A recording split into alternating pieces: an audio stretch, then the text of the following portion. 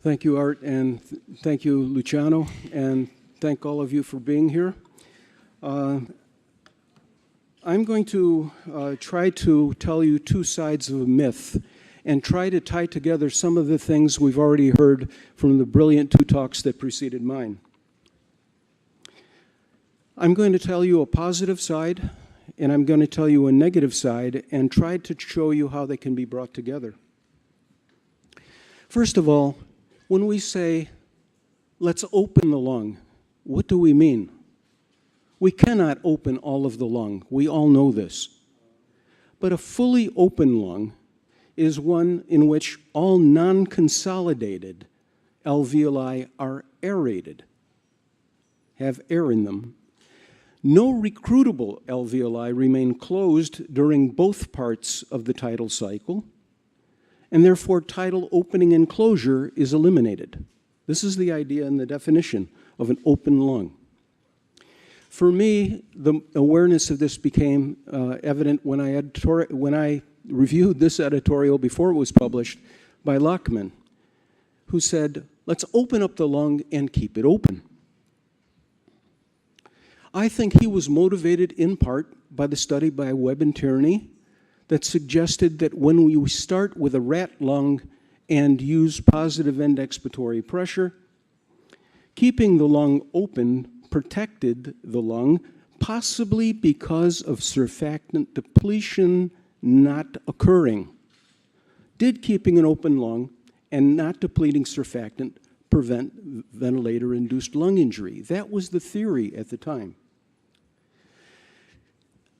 Burkhard Lachman, one of the smartest people I've ever met, worked predominantly in the laboratory about clinical issues, and he was influenced by many pediatric considerations in which the depletion of surfactant or the inactivity of surfactant is of critical importance. The rationale developed and the proposed benefits for the open lung were, let's increase the membrane surface for gas exchange, let's renew surfactant and protect it, let's prevent atelectrauma, the damage that we've just been hearing about, improve the uniformity of driving pressures throughout the lung, and reduce the levels of infection in the lung itself and then in the bloodstream. And studies have shown that over the years, all of these have relevance. I'll quickly just mention a few. This study by Suarez-Sitman and colleagues looked both at Deadspace and at Shunt and showed, of course, that as the PEEP increases, going from right to left, both the Deadspace and the Shunt improve. So increasing PEEP and opening the lung seems beneficial for gas exchange in this model. And notice that Deadspace did not deteriorate. It was a progressively opening lung model. So the emphasis became, at that point, not on overstretching the lung or creating amplified forces of stress focusing at the junctions, junctional stress and shear, but in opening and closure prevention. This was the historical background. Higher PEEP may indeed reduce the gradient of pleural and transpulmonary driving pressures. PEEP is good for that, in that sense. It has consequences, as I'll tell you later. So there became a surfactant-central hypothesis. In other words, absolutely critical to preserve surfactant. Surfactant depletion accentuates collapse and stress focusing and ventilator-induced lung injury. Surfactant generation requires aeration. Repetitive cycles of opening and collapse deplete and degrade surfactant. And sustained opening of lung units, therefore, is key to lung protection. Open lungs allow surfactant renewal and repair of the degraded surfactant that we know exists in the setting of acute lung injury and ARDS. From Bjorn Janssen, we have this nice illustration of how closed lungs encourage terminal airway damage and depletion of surfactant as it is propelled into the terminal airways and also degrades from large forms to small forms inside the lung, making the lung more collapsible. I think this is still important. As Giacomo suggested, actually, maybe not knowing it, but suggested it, PEEP may be important for that reason, to protect against deterioration through surfactant mechanisms. And I'll say more about that as I proceed. Rick Albert, one very intelligent and an excellent investigator in Denver, put forward this surfactant-centric rationale for keeping an open lung, where he suggested that, in fact, we start with an injured lung, but we make it into ARDS because we ignore surfactant. And I don't want to go through the mechanism. He did a nice job in explaining it and the scientific rationale. It's worth reading. This surfactant-central hypothesis and our emphasis on opening and closure being so important and keeping an open lung has problems. In America, we say there's a fly in the ointment. There's a problem to be considered. Why is the fully open lung an ARDS myth? First of all, the ARDS lung cannot be fully recruited. Even the recruitable units can't be fully recruited. The rationale for its objective is defective. The ARDS etiology, its severity, and most importantly, the stage and severity affect its relevance. Another thing is small tidal volumes and low driving pressures reduce the risk attached to tidal opening and collapse. I think Luciano was referring to that in his questions. When we use small tidal volumes, maybe opening and closure loses its potential importance. I'll talk more about the latter two. The required airway pressures have bad consequences, and strategies with this objective have shown no consistent benefit. We know the high-frequency oscillation story. Don't forget that we also have evidence that exogenous surfactant, no matter how often it's been tried, has not worked in established ARDS. That's extremely important to remember. The stage and severity in established ARDS does not work. Patients differ with respect to how much lung is recruitable. This is an argument that we've already brought up this afternoon. And some of this recruitability we're looking at is, in fact, fluid transfers and redistribution. Some of this opening and closure we talk about is actually fluid redistribution, as Rolf Hubmeier and colleagues have shown. So therefore, because of a diverse population studied at different times with different techniques and severities, we get different percentages of the lung, of ARDS, which are said to be recruitable. Fully developed ARDS may be and a little bit later in the staging, may be much closer to what Luciano showed than what Matos and the Brazilian group showed.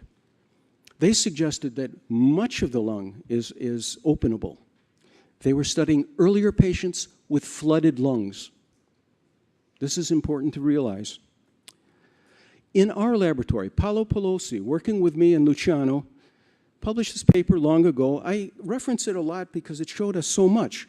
You can take an experimental animal and increase airway pressure and make the lung almost totally lucent. Experimentally, full recruitment may be possible, but it takes very high pressures. And in a companion paper, Crotty, Luciano, and colleagues, including me, demonstrated that when we open the lung, we need very high pressures to open some lung units, and other lung units collapse, most of them at a fairly low pressure, but others at a very unsustainably high pressure. Some lung units cannot be opened by any reasonable level of PEEP. Are some lung units always opening and closing? Maybe, in the pressures that we commonly use, but a small percentage of them. as we've just heard. A small percentage, not as large as shown here, a smaller percentage. Okay, the rationale for keeping fully open lung may be defective. The ARDS etiology, severity, and stage affect its relevance. The small tidal volume and low driving pressures reduce the risk to tidal opening and collapse. We go from a very sensible, realistic strategy in the lab, in babies, to one that does not make sense for patients with ARDS. And the required airway pressures have bad consequences. The early emphasis on atelectrauma, when you have a lot of collapsed alveoli, is not prudent when you have a different lung that has much less recruitability. Unyielding lung units then become susceptible to overstretching and the junctional stress and repair that are the atelectrauma that we've just been hearing about. It is the stage and severity that are important. Didier Dreyfus, one of the great contributors in our field, wrote this very nice commentary, should the lung be rested or recruited? The Charybdis and Scylla of ventilator management. Should we veer too close to the rocks or too close to the whirlpool? We need to navigate through the center. And I think he was right. The required airway pressures have diminishing returns as we increase airway pressures on hemodynamics, stress amplification, dead space, and the power delivered to the lung. Strategies with this objective have no consistent benefit. If we look at APRV, if we look at high-frequency oscillation, and I've already talked about exogenous surfactant, they don't work. It's not that they don't work any better than a standard lung protective strategy. The consequences of an open lung strategy on hemodynamics, gas exchange, stress amplification for unopened units, and raised mechanical power is what I'll discuss very briefly next. Remember, every time we open the lung, we distend it, and lung expansion may increase vascular stresses. Zone 3 conditions, alveoli may be quite well perfused. In Zone 2 conditions, dead space increases if there's no compensatory recruitment. I showed you earlier a model in which recruitment predominated. But in many of our ARDS patients, when you don't have a lot of recruitment, then increasing the PEEP level in the pursuit of the fully open lung may cause Zone 2 conditions throughout much of it, causing dead space and vascular stresses. And of course, right ventricular strain, Veillard-Baron and colleagues have shown maybe 25% of our ARDS patients have excessive strain on the right ventricle and on other cardiac structures. Art would probably say something about this study, the Oscillate trial. It was well designed, but it used very high levels of PEEP to open the lung and keep the lung open. It used very low tidal volumes. Two things that should have protected the surfactant protection aspect of VILI avoidance, but in fact, problems developed. The driving pressures were low. Everything should have been right. But maybe these consequences for hemodynamics were important. Did Oscillate sail too close to the danger zones of the fully open lung? Well, Didier Dreyfus again wrote this nice commentary suggesting that it did. The pressures were simply too high and caused ventilator-induced lung injury on the high side of overstretching. And I wrote a piece that discussed these things too. Now, if we look at what kind of strains injure the lung, a normal lung, they have to be in the 2 to 3 range. And Luciano's done so much of this work and explained it so well. I'll just say that the lung is really indifferent to the pressure range, the open lung, through much of its course. But once you exceed a threshold, then you're in for problems. And when we look at the stress and strain definitions, remember that this concept of using PEEP plus multiplied by compliance plus tidal volume divided by FRC is the strain that results from the pressure that we apply. PEEP is in there. PEEP helps determine global strain. Inside the heterogeneous lung, stress focusing amplifies the effect of increased global stresses that PEEP causes and increases the driving power that we deliver to the lung.